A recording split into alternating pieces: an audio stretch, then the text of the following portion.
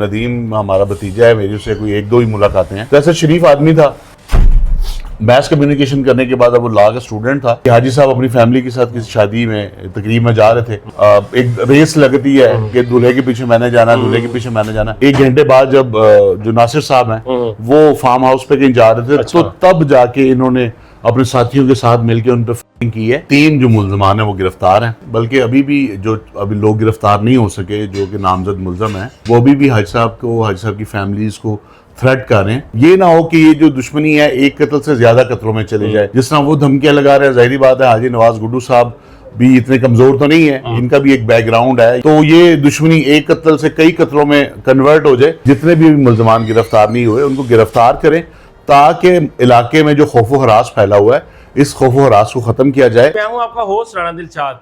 नाज़रीन, छोटी सी रंजिश की बिना पर इतना बड़ा हमला कर दिया गया हाजी नवाज गुड्डू के खानदान पर।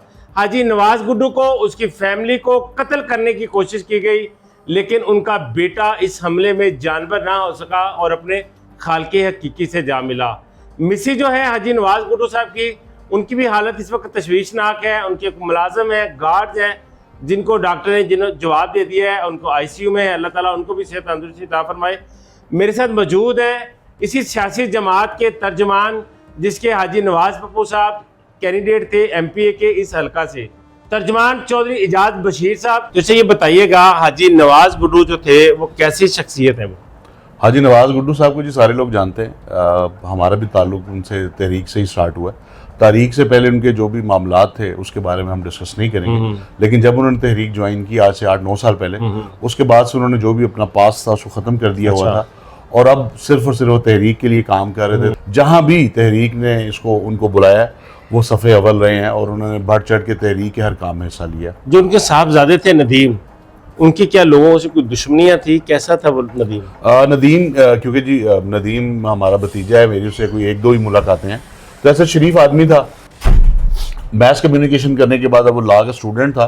तो रूटीन मैटर में जिसने एक तालिब इल्म करते हैं, घर में दोस्तों के साथ बाहर सैर व तफरी और अपने जिम शिम का शौकीन था। शरीफ आदमी था, मतलब ऐसे मैंने तो कभी उसके बारे में इन 8-9 सालों में नहीं सुना था कि उसके अब कभी वो किसी के साथ लड़ा भी हुआ, ऐसी कोई हमारे तक तो कोई बात नहीं। चौधरी इजाज बशीर साहब, वो क्या उस दिन क्या वाकया हुआ कि वो इतनी बड़ी लड़ाई में वो बदल गया?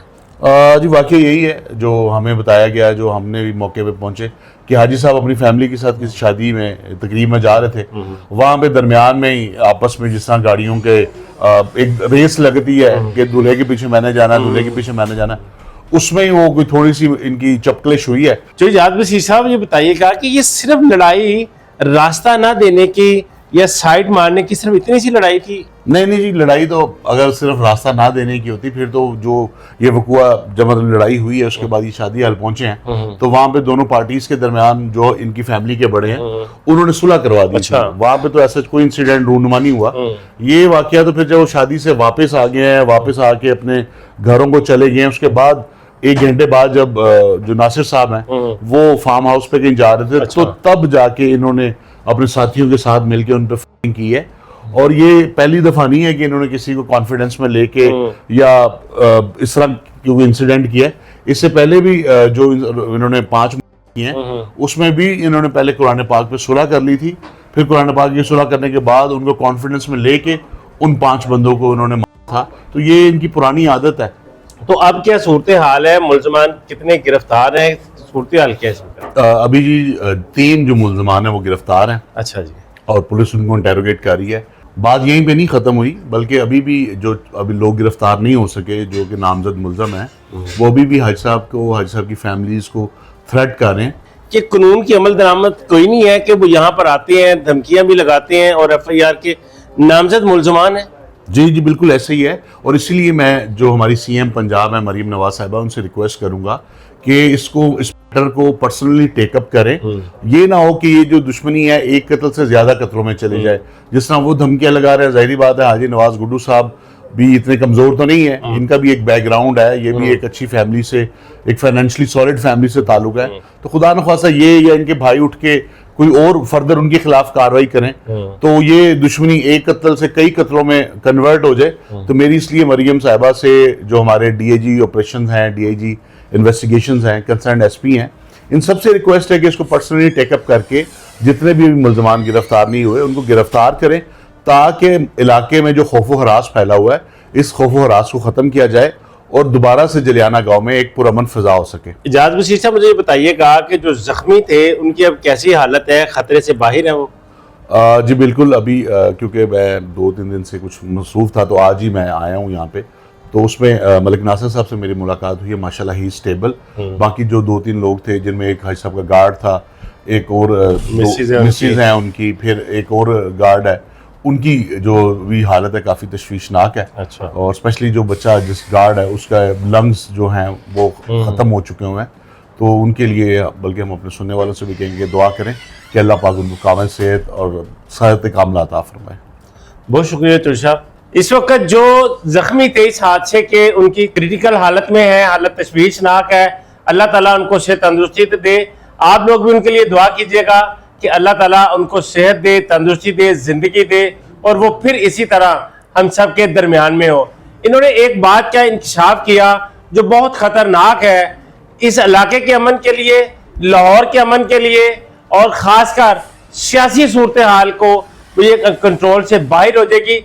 ये एक से सिलसिला आगे निकलेगा, खानदानी दुश्मनी में ये कन्वर्ट हो जाएगा, ये खेल फिर इसी तरह चलता रहेगा। अगर आज गवर्नमेंट ने एक्शन ना लिया, अदारों ने मुलजमान को गिरफ्तार ना किया, जैसे मुलजमान दंदनाते फिर रहे हैं, मकतूलिन को धमका रहे हैं, उनकी फैमिली को धमका रहे हैं, धमकियां दे रहे हैं कि मुकदमे की पैरवी से पीछे हट जाओ वरना तुम्हें भी कर देंगे। हमने पहले भी 25-25 साल कैद की सजाएं भुगती हैं, पहले भी की हैं, कोई बात नहीं है, फिर हम वापस आ जाएंगे। ये मुलजमान के अल्फाज हैं जो इस अमन के लिए, इस इलाके के सुकून के लिए ये अच्छी बात नहीं है। क्योंकि हाजी नवाज गुड्डू भी ना ही तो इतने कमजोर हैं, ये एक बड़ी सियासी जमात के टिकट होल्डर भी हैं और इनका एक अपना पास भी है। तो खुदारा इस खूनी खेल को बढ़ने से रोकिए, मुलजमान को गिरफ्तार कीजिए और इनको करारे वाकई सजा दीजिए। और मैं सबसे आखिर में एक अपील करूंगा कि मकतूल नदीम को नाहक कत्ल किया, जैसे अमीर बलाच को जवानी में कम उम्री में कत्ल कर दिया गया, यही सूरत हाल नदीम की है। प्लीज जस्टिस फॉर नदीम के इस स्लोगन को इतना शेयर करें कि दोबारा कोई दरिंदा, कोई गुंडा, कोई बदमाश किसी पर हमलावर ना हो। आपके सिर्फ इस स्लोगन को अपने फेसबुक पर है, ट्विटर पर है, इंस्टाग्राम पर है, कहीं पर भी है, इस स्लोगन को शेयर करें ताकि ये बदमाश अनासर जो है इनका हमारे इस खित्ते से, हमारे इलाके से, हमारी जिंदगियों से इनका खात्मा हो सके। कमेंट बॉक्स में अपनी राय का इजहार जरूर कीजिएगा। इसी के साथ इजाजत दीजिए। अल्लाह निगहबान।